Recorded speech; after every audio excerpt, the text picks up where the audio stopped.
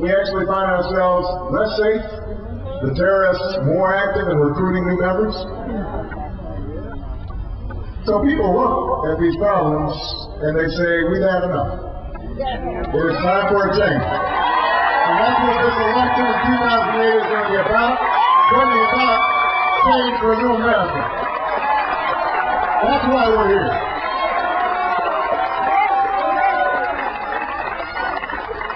Now, that's why I'm running for the presidency, not just to win an office,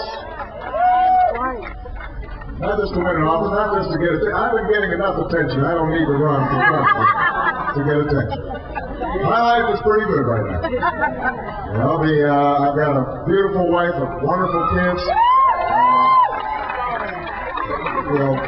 Anybody who has read about the process of running for president knows that you're away from your family all the time. You're subjected to all kinds of silliness, mess. But what propelled me is the sense that if we were able to capture the mood of the country and channel it, the energy of people who have confidence that we can craft a common sense, practical agenda for change in this country, that not only could I win an election, but we could potentially together transform a country. That's what we're putting pride and energy and commitment into. Not just winning an election, it's not just about Democrats winning, although winning is important, it's also in the process of winning, getting people to re-engage and take their government back. People asked me when I decided to announce. There are a lot of commentators in Washington, they said, well, you know what, he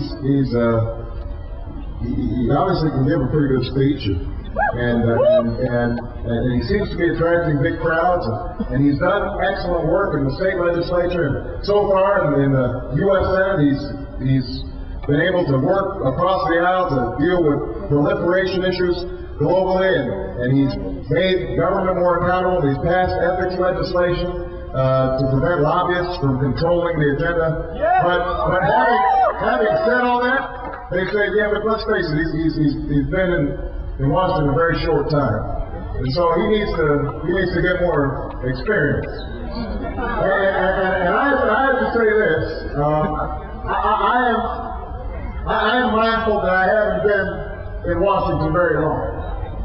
I haven't been in Washington very long. I've been there long enough to know that Washington has to change. And that's what the campaign is about: changing Washington. Not becoming a part of Washington, changing Washington.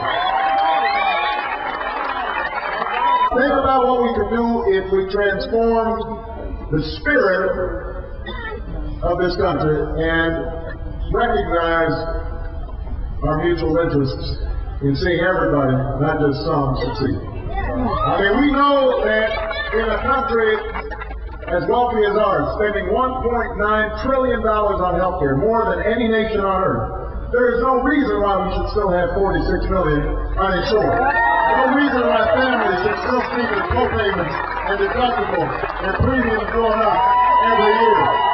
No reason why small businesses shouldn't be able to provide health care for their workers. No reason why large businesses should be having trouble competing internationally because they've got health care costs that companies in other countries don't have. We know how to fix it. Don't tell us we can't do it.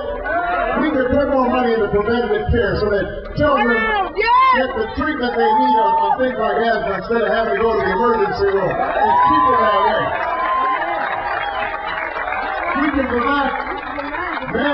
We can manage the chronically ill, people who have diabetes. It doesn't make sense for us to shortchange treatment to make sure they're taking their medicine all the time, and then we'll reimburse a $30,000 amputation because nobody has helped give them regular preventive care.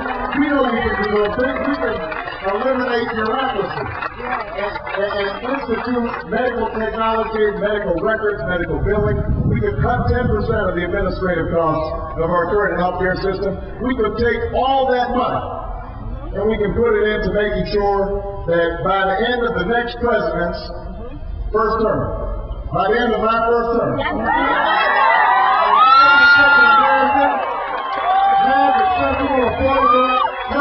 there's no reason why we can't do it. Yes, we can.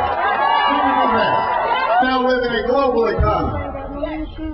That the young people of Nevada are going to have to compete not just against young people in Illinois or California or Florida. They're now going to have to compete against young people in Beijing and Bangalore, India. And yet, somehow, we've got a system where our children are falling behind in math and in science and technology. And we aren't investing in what's needed. We know what needs to be done to reform our schools. We know that early childhood education works to make sure every child is well prepared the first day they walk into school. We know that that's a good investment. You know what else is a good investment? We know that the single most important ingredient for a child succeeding in school is how engaged their teachers are, how effective their teachers are. So why wouldn't we start paying our teachers the money that they deserve? Why wouldn't we give them more flexibility? Why would we pass a bill called No Child Left Behind and leave the money behind?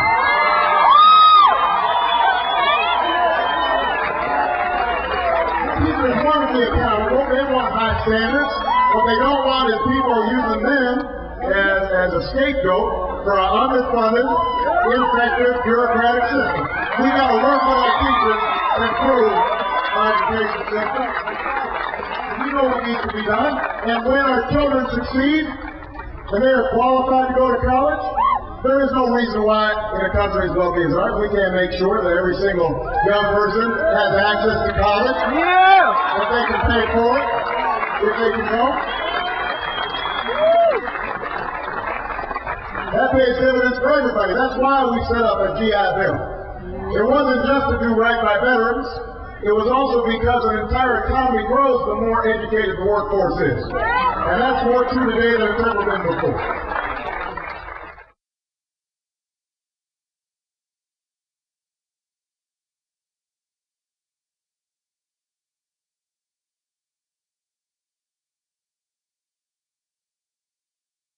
We're looking for something different. If all of you get energized like that, we're looking for something.